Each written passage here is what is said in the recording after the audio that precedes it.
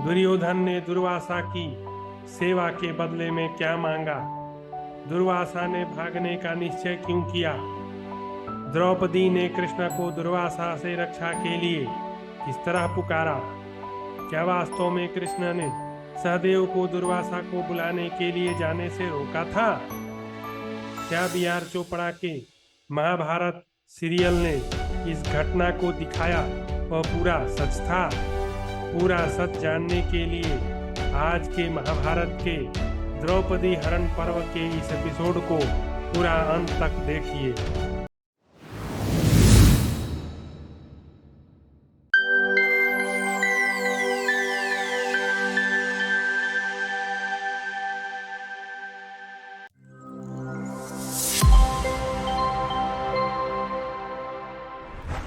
महाभारत द्रौपदी हरण पर्व अध्याय 262।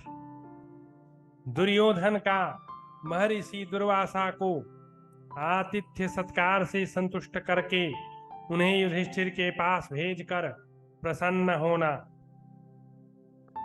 जन्मेजय ने पूछा, महामुनि वैशंपायन जी, जब महात्मा पांडव इस प्रकार वन में रहकर मुनियों के साथ विचित्र कथा वार्ता द्वारा मनोरंजन करते थे तथा जब तक द्रौपदी भोजन न ले कर तब तक सूर्य के दिए हुए अक्षय पात्र से प्राप्त होने वाले अन्न से वे उन ब्राह्मणों को तृप्त करते थे जो भोजन के लिए उनके पास आए होते थे। उन दिनों दुशासन, कर्ण और शकुनी के मत के अनुसार चलने वाले पापाचारी दुर्योधन, दुरात्मा आदि धृतराष्ट्र पुत्रों ने उन पांडवों के साथ कैसा बर्ताव किया? भगवान मेरे प्रश्न के अनुसार सब बात कहिए। वैशंपायन जी ने कहा, महाराज, जब दुर्योधन ने सुना कि पांडव लोग तो वन में भी उसी प्रकार दान पुण्य करते हुए आनंद से रह रहे हैं जैसे नगर के निवासी रहा करते हैं, तब उसने उनका अनिष्ट करने का मन में विचार किया। इस प्रकार सोचकर छल कपट की विद्या में निपुण कर्ण और दुशासन आदि के साथ जब वे दुरात्मा धृतराष्ट्र पुत्र भांति भांति के उपायों से पांडवों को संकट में डालने की युक्ति का विचार कर रहे थे, उसी समय महायशस्वी धर्मात्मा तपस्वी महर्षि दुर्वासा अपने 10,000 शिष्यों के साथ लिए हुए वहां स्वेच्छा से ही आ पहुंचे। परम क्रोधी दुर्वासा मुनि को आया देख भाइयों सहित श्रीमान राजा दुर्योधन ने अपनी इंद्रियों को काबू में रखकर नम्रता पूर्वक विनीत भाव से उन्हें अतिथि सत्कार के रूप में निमंत्रित किया। दुर्योधन ने स्वयं दास की भांति उनकी सेवा में खड़े रहकर विधि पूर्वक उनकी पूजा की। मुनि श्रेष्ठ दुर्वासा कई दिनों तक वहां ठहरे रहे। महाराज जन्मेजय, राजा दुर्योधन श्रद्धा से नहीं अपितु उनके शाप से डरता हुआ दिन रात आलस्य छोड़कर उनकी सेवा में लगा रहा। वे मुनि कभी कहते, राजन, मैं बहुत भूखा हूं, मुझे शीघ्र भोजन दो। ऐसा कहकर वे स्नान करने के लिए चले जाते और बहुत देर के बाद लौटते थे। लौटकर वे कह देते, मैं नहीं खाऊंगा, आज मुझे भूख नहीं है। ऐसा कहकर अदृश्य हो जाते थे। फिर कहीं से अकस्मात आकर कहते, हम लोगों को जल्दी भोजन कराओ। अभी आधी रात में उठकर उसे नीचा दिखाने के लिए उद्यत हो पूर्वत भोजन बनवाकर उस भोजन की निंदा करते हुए भोजन करने से इनकार कर देते थे। भारत, ऐसा उन्होंने कई बार किया, तो भी जब राजा दुर्योधन के मन में विकार या क्रोध नहीं उत्पन्न हुआ, तब वे दुर्धर्ष मुनि उस पर बहुत प्रसन्न हुए और इस प्रकार बोले, मैं तुम्हें वर देना चाहता हूं। दुर्वासा बोले, राजन, तुम्हारा कल्याण हो, तुम्हारे मन में जो इच्छा हो उसके लिए वर मांगो। मेरे प्रसन्न होने पर जो धर्मानुकूल वस्तु होगी वह तुम्हारे लिए अलभ्य नहीं रहेगी।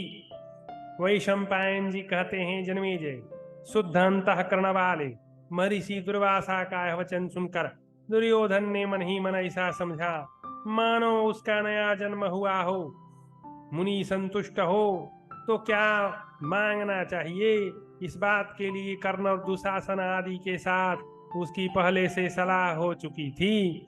राजन, उसी निश्चय के अनुसार दुर्बुद्धि दुर्योधन ने अत्यंत प्रसन्न होकर यह वर मांगा। और उसने कहा, ब्राह्मण, हमारे कुल में महाराज युधिष्ठिर सबसे ज्येष्ठ और श्रेष्ठ हैं। इस समय वे धर्मात्मा पांडु कुमार अपने भाइयों के साथ वन में निवास करते हैं। युधिष्ठिर बड़े गुणवान और सुशील हैं। जिस प्रकार आप मेरे अतिथि हुए हैं, उसी तरह शिष्यों के सहित आप उनके भी अतिथि होइए। यदि आपकी मुझ पर कृपा हो तो मेरी प्रार्थना से आप वहां ऐसे समय में जाइएगा जब परम सुंदरी यशस्विनी सुकुमारी राजकुमारी द्रौपदी समस्त ब्राह्मणों तथा पांचों पतियों को भोजन कराकर स्वयं भी भोजन करने के पश्चात सुखपूर्वक बैठकर विश्राम कर रही हो। दुर्वासा मुनि ने कहा, दुर्योधन, तुम पर प्रेम होने के कारण मैं वैसा ही करूंगा। दुर्योधन से ऐसा कहकर विप्रवर दुर्वासा जैसे आए थे वैसे ही चले गए। उस समय दुर्योधन ने अपने आप को कृतार्थ माना। वह कर्ण का हाथ अपने हाथ में लेकर प्रसन्न हुआ। कर्ण ने भी भाइयों सहित राजा दुर्योधन से बड़े हर्ष के साथ इस प्रकार कहा। कर्ण बोला, गुरुनंदन, सौभाग्य से हमारा काम बन गया। तुम्हारा अभ्युदय हो रहा है, यह भी भाग्य की बात है। तुम्हारे शत्रु विपत्ति के अपार महासागर में डूब गए, यह कितने सौभाग्य की बात है। पांडव दुर्वासा की क्रोधाग्नि में गिर गए हैं और अपने ही महापापों के कारण वे दुष्ट नरक में जा पड़े हैं। वैशंपायन जी कहते हैं, राजन, छल कपट की विद्या में प्रवीण दुर्योधन आदि इस प्रकार बातें करते और हंसते हुए मन में अपने अपने भवनों में गए। दुर्वासा का पांडवों के आश्रम पर असमय में आतिथ्य के लिए जाना, द्रौपदी के द्वारा स्मरण किए जाने पर भगवान का प्रकट होना तथा पांडवों को दुर्वासा के भय से मुक्त करना और उनको आश्वासन देकर द्वारका जाना। अध्याय 263। वैशंपायन जी कहते हैं, जन्मेजय, तदनंतर एक दिन महर्षि दुर्वासा इस बात का पता लगाकर कि पांडव लोग भोजन करके सुखपूर्वक बैठे हैं और द्रौपदी भी भोजन से निवृत्त हो आराम कर रही है, 10,000 शिष्यों से घिरे हुए उस वन में आए। श्रीमान राजा युधिष्ठिर अतिथि को आते देख भाइयों सहित उनके सम्मुख गए। वे अपनी मर्यादा से कभी च्युत नहीं होते थे। उन्होंने उन आतिथ्य देवता को लाकर श्रेष्ठ आसन पर आदर पूर्वक बैठाया और हाथ जोड़कर प्रणाम किया। फिर विधि पूर्वक पूजा करके उन्हें अतिथि सत्कार के रूप में निमंत्रित किया और कहा, मुनि को ज्येष्ठ पांडु पुत्र का बहुत बड़ा प्रणाम। ऋषिवर भगवान अपना नित्य नियम पूरा करके शीघ्र भोजन के लिए हमारे कुटिया में पधारिए। यह सुनकर वे निष्पाप मुनि अपने शिष्यों के साथ स्नान करने चले गए। उन्होंने इस बात का तनिक भी विचार नहीं किया कि ये इस समय शिष्यों सहित मुझे भोजन कैसे दे सकेंगे। सारी मुनि मंडली ने जल में गोता लगाया। फिर सब लोग एकाग्रचित होकर ध्यान करने लगे। राजन, उसी समय युवतियों में श्रेष्ठ पतिव्रता द्रौपदी को अन्न के लिए बड़ी चिंता हुई। जब बहुत सोचने विचारने पर भी उसे अन्न मिलने का कोई उपाय नहीं सूझा, तब वह मन ही मन कंस निकंदन, आनंद कंद, मुरलीधर मनोहर भगवान श्री कृष्ण चंद्र का स्मरण करने लगी। और उसने अपने आप कहा, हे कृष्ण, हे महाबाहो श्री कृष्ण, हे देवकी नंदन, हे अविनाशी वासुदेव, चरणों में पड़े हुए दुखियों का दूर करने वाले, हे जगदीश्वर, तुम ही संपूर्ण जगत के आत्मा हो। अविनाशी प्रभु, तुम ही इस विश्व की उत्पत्ति और संहार करने वाले हो। शरणागतों की रक्षा करने वाले गोपाल, तुम ही समस्त प्रजा का पालन करने वाले परात्पर परमेश्वर हो। अकूति मन और चित्ती बुद्धि के प्रेरक परमात्मन, मैं तुम्हें बार बार प्रणाम करती हूँ। सबके वर्ण करने योग्य वरदाता अनंत, आओ, जिन्हें तुम्हारे सिवा दूसरा कोई सहायता देने वाला नहीं है, उन असहाय भक्तों की सहायता करो। पुराण पुरुष, प्राण और मन की वृत्ति आदि तुम्हारे पास तक नहीं पहुंच सकती। सबके साक्षी परमात्मन, मैं तुम्हारी शरण में आई हूँ। शरणागत वत्सल देव, कृपा करके मुझे बचाओ।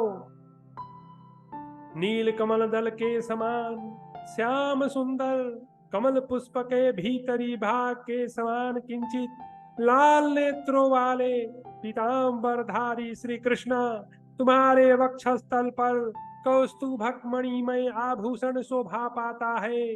प्रभो, तुम ही समस्त प्राणियों के आदि और अंत हो। तुम ही सबके परम आश्रय हो। तुम ही परात्पर ज्योतिर्मय सर्वात्मा एवं सब और मुख वाले परमेश्वर हो।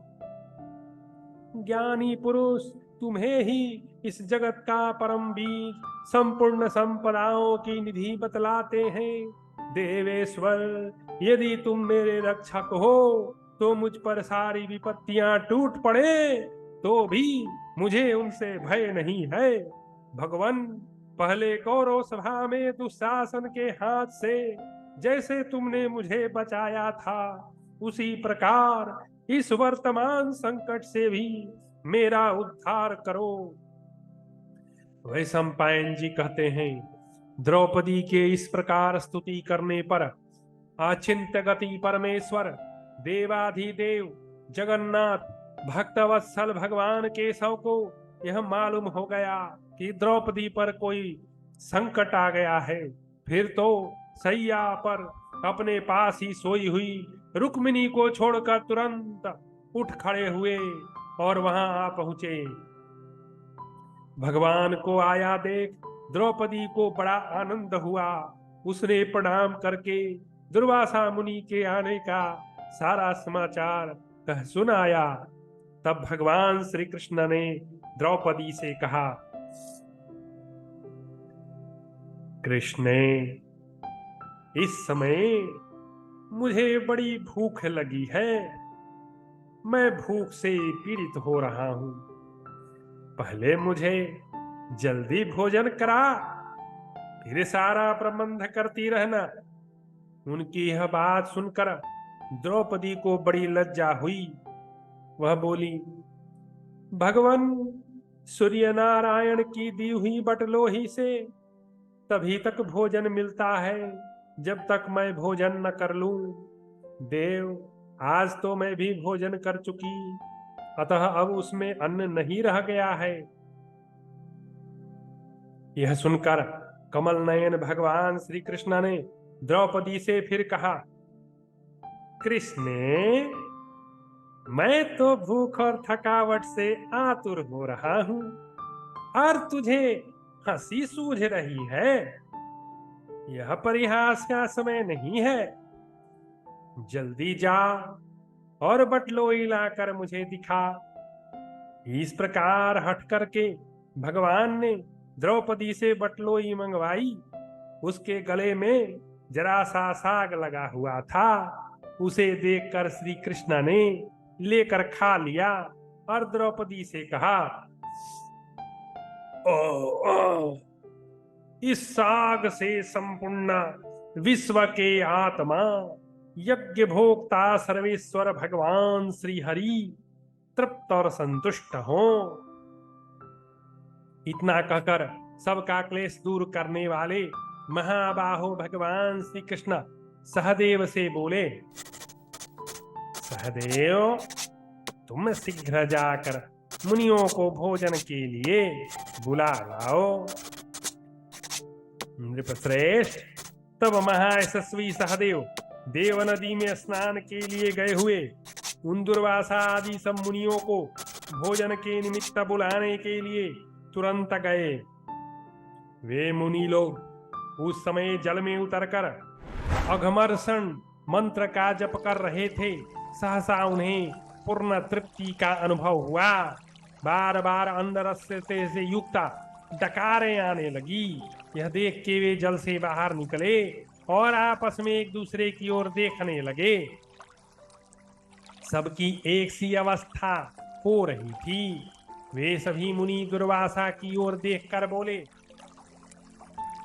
ब्रह्मर्षि, हम लोग राजा युधिष्ठिर को रसोई बनवाने की आज्ञा देकर स्नान करने के लिए आए थे, परंतु इस समय इतनी तृप्ति हो रही है कि कंठ तक अन्न भरा हुआ जाना पड़ता है। अब हम कैसे भोजन करेंगे?